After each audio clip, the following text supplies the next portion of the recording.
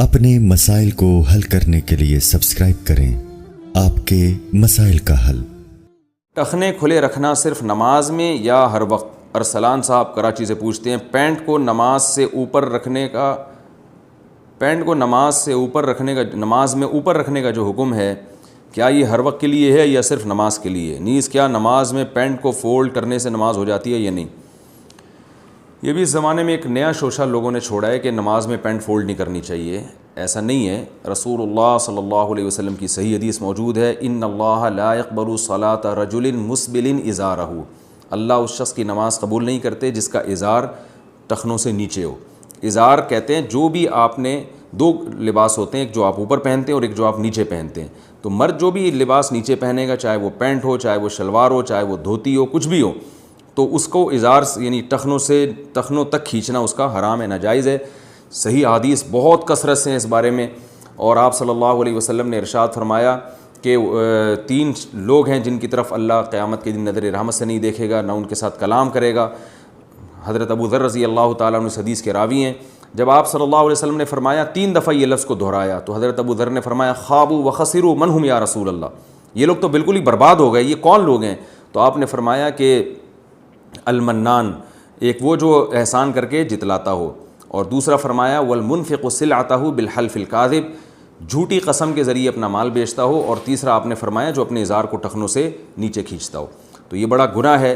بعض لوگ یہ کہتے ہیں کہ تکبر اگر ہوگا تو اس کو نیچے لٹکانا گناہ ہے، تکبر نہیں ہے تو گناہ نہیں ہے، اور دلیل میں حضرت ابو بکر رضی اللہ تعالیٰ عنہ کی حدیث پیش کی جاتی ہے کہ حضرت ابو بکر رضی اللہ تعالیٰ عنہ نے یہ حدیث سن کے فرمایا رسول اللہ صلی اللہ علیہ وسلم سے کہ میرا ازار تو نیچے چلا جاتا ہے، تو آپ نے فرمایا انک لست ممن جرہ خیلا، تم ان لوگوں میں سے نہیں ہو جو تکبر کی وجہ سے لٹکاتے ہیں۔ تو بعض حضرات کہتے ہیں دیکھو اگر تکبر کی وجہ سے لٹکایا جائے تو حرام ہے، بغیر تکبر کے حرام نہیں ہے۔ تو حالانکہ یہی حدیث بتا رہی ہے کہ تکبر کے بغیر لٹکانا بھی حرام ہے، اس لیے کہ حضرت ابو بکر نے یہ نہیں کہا تھا میں جان کر ازار نیچے کرتا ہوں، بلکہ غفلت میں بعض دفعہ میرا ازار نیچے چلا جاتا ہے ٹخنوں سے، تو آپ نے فرمایا کہ تم تکبر کی وجہ سے ایسا نہیں کرتے۔ کیا مطلب کہ تم سے جو یہ ہو رہا ہے واقعی غفلت میں ہو رہا ہے، جان کر تم تکبر کی وجہ سے ایسا نہیں کر رہے۔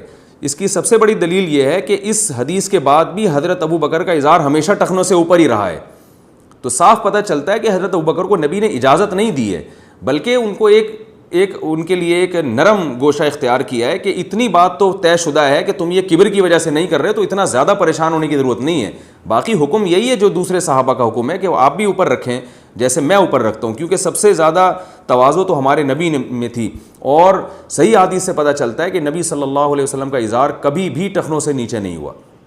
بعض لوگ کہتے ہیں کہ یہ اس زمانے کا کلچر تھا، ہمارے زمانے میں کلچر اس کو قبول نہیں کرتا، یہ بھی غلط ہے۔ حضرت عثمان رضی اللہ تعالیٰ عنہ کو جب رسول اللہ صلی اللہ علیہ وسلم نے صلح حدیبیہ کے موقع پر مکہ بھیجا اور مذاکرات کے لیے، تو حضرت عثمان کا جو ازار تھا وہ آدھی پنڈلی تک تھا، تو مشرکین مکہ مذاق اڑانے لگے کہ یہ کیسا تم نے ازار رکھا ہوا ہے۔ تو حضرت عثمان نے فرمایا کہ میں اپنی نبی کی سنت کو تم احمقوں کی وجہ سے، یا کچھ اس سے ملتے جلتے الفاظ تھے، میں تم لوگوں کی وجہ سے چھوڑ نہیں سکتا۔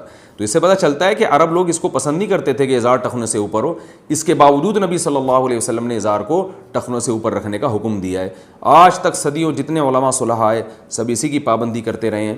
تو اس لیے مسلمان مرد کے لیے بہرحال یہ لازم ہے کہ وہ پینٹ ہو یا شلوار ہو یا کوئی بھی ایسا ازار ہو اس کو ٹخنوں سے اوپر رکھے، اور نماز تو بہرحال نہیں ہوگی، یعنی واجب الاعادہ ہوگی، کیونکہ نماز کے بارے میں تو اور زیادہ تاکید ہے۔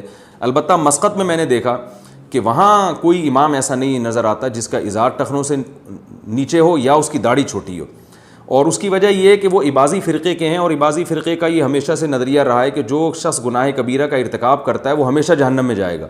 تو اس کا یہ عقیدہ تو صحیح نہیں ہے، لیکن اس عقیدے کا ایک فائدہ بہرحال عملی لحاظ سے یہ ہوا کہ وہ کبیرہ گناہوں سے بچنے کا بہت اہتمام کرتے ہیں، تو اس لیے وہاں نہ کوئی امام داڑھی کاٹتا ہے اور نہ کسی کا ازار مجھے اس کا جبہ یا ازار ٹخنوں سے نیچے نظر آیا۔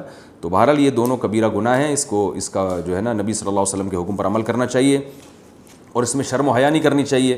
مشہور صحابی جب فارس کے دربار میں گئے، وہاں ان کے ہاتھ سے نوالا گر گیا کھانا کھاتے ہوئے، تو وہ نوالا اٹھا کے صاف کر کے کھانے لگے۔ تو کسی نے کہا یہ بادشاہ ہے، بڑا آدمی ہے اور بڑے لوگ ہیں، یہ ان کے ہاں یہ حرکت جو ہے یہ اچھی نہیں سمجھی جاتی۔ تو ان صحابی نے فرمایا کہ ان احمقوں اور بے وقوفوں کی وجہ سے ہم اپنے نبی کی سنت نہیں چھوڑ سکتے، تو یعنی یہ ہمیں کلچر سکھائیں گے۔ تو آپ کے پاس رسول اللہ صلی اللہ علیہ وسلم کی سیرت ہے, نبی صلی اللہ علیہ وسلم کی سنت ہے, سید الانبیاء کی, اور ایک پورا نظام آپ صلی اللہ علیہ وسلم نے پیش کیا. تو ہم نبی کے ہوتے ہوئے ہم کیوں بے وقوف لوگوں سے متاثر ہوں جو ہمارا مذاق اڑائیں. مجھے یاد ہے ایک دفعہ میں ٹرین میں جا رہا تھا تو فجر کا وقت تھا, تو علماء سے ہم نے یہی سنا ہے کہ اگر ٹرین کہیں جنگل میں ہو اور کہیں دور سے اذان کی آواز بھی نہ آ رہی ہو تو پھر چاہے اکیلے بھی نماز پڑھنی ہو تو اذان کہہ کے نماز پڑھیں. تو کافی پرانا واقعہ, مجھے بڑی شرم آ رہی تھی اذان دیتے ہوئے, جیسے کہ آتی ہے لوگوں کو, لوگ بولیں گے تو بالکل ہی پروفیشنل ملا نہیں لگ رہا ہے یہ. تو اب سب ٹرین میں پڑے ہوئے سو رہے ہیں, میں اذان دوں تو تھوڑی دیر تو مجھے شرم سی آئی. پھر میں نے سوچا کہ ان کو شرم نہیں آ رہی پڑے ہوئے, اللہ نے حکم دیا, یہ کلمہ بھی پڑھتے ہیں اور اللہ نے حکم دیا کہ سفر و حضر ہر صورت اسلام کا سب سے اہم ترین حکم ہی نماز ہے. تو ان کو جب سوتے ہوئے شرم نہیں آ رہی تو ہمیں ان کو اٹھاتے ہوئے شرم کیوں آئے؟ تو شرم جس کو آنی چاہیے اس کو آ نہیں رہی, اور جس کو نہیں آ رہی چاہ رہی اس کو شرم آ رہی ہے. تو یہ الٹی کہانی چل رہی ہے.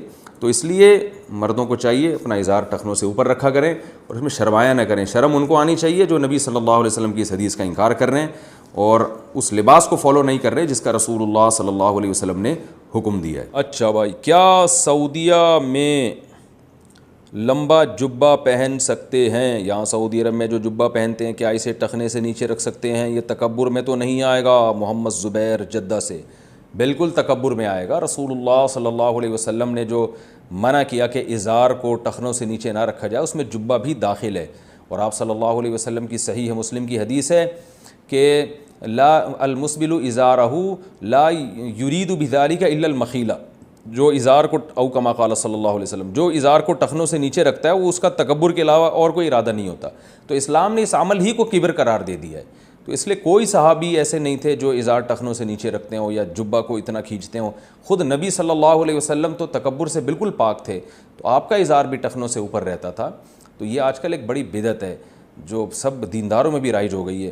میں نے مسقط میں دیکھا ہے یہ, اگرچہ وہاں عباضیہ فرقے کے لوگ رہتے ہیں تو مسلک میں تو بڑا فرق ہے ہمارے اور ان کے, لیکن ان لوگوں میں نے ایک چیز دیکھی ہے, وہاں جتنے مساجد کے امام دیکھے داڑیاں ماشاءاللہ سب کی پوری ہیں مسقط میں, اور ماشاءاللہ سب کے جو ازار ہیں امام جتنے بھی ہیں عرب ہیں وہاں بھی ازار ان کے ماشاءاللہ ٹخنوں سے سب کے اوپر ہوتے ہیں جو پراپر ڈریس شریعت نے بتایا. تو میں ان کو کہتا تھا یار آپ کی باقی چیزوں سے تو ہمیں اختلاف ہے, کچھ عقائد اہل سنت سے مختلف ہیں, لیکن یہ کام بڑا خاندانی ہے. کوئی امام مجھے چھوٹی داڑھی والا یا بغیر داڑھی والا کوئی امام نظر نہیں آیا, اور کوئی امام ایسا نظر نہیں آیا جس کی ازار ٹخنوں سے نیچے ہو. تو یہ ایک ہمارے معاشرے میں ایک چیز رائج ہو گئی ہے, پوری دنیا میں ہی ہوتی جا رہی ہے, غلط ہے. نبی صلی اللہ علیہ وسلم کی شدید وعیدیں ہیں. آپ صلی اللہ علیہ وسلم نے فرمایا کہ ان اللہ لا يقبل صلاۃ رجل مسبل ازارہ, اللہ اس شخص کی نماز قبول نہیں کرتے جو ازار کو نیچے کھینچنے والا ہو. تو اس پہ تو نماز برباد ہو جاتی ہے, اس لیے بھائی اس کا خیال کیا کریں. پینٹ بھی اگر ہے تو اس کو بھی فولڈ کریں, شلوار ہے تو اوپر اٹھائیں. بعض لوگ کہتے ہیں ٹخنے ڈھانکنا حرام ہے تو ہم موزے بھی تو پہنتے ہیں. بھائی ٹخنے ڈھانکنا حرام نہیں ہے, شلوار یا ازار جو بھی چیز آپ نے پہنی ہوئی ہے اوپر تک اتنی لمبی کھینچنا کہ ٹخنے بھی ڈھک جائیں, یہ حرام ہے. باقی ساکس پہن سکتے ہیں آپ, اس میں کوئی حرج نہیں ہے.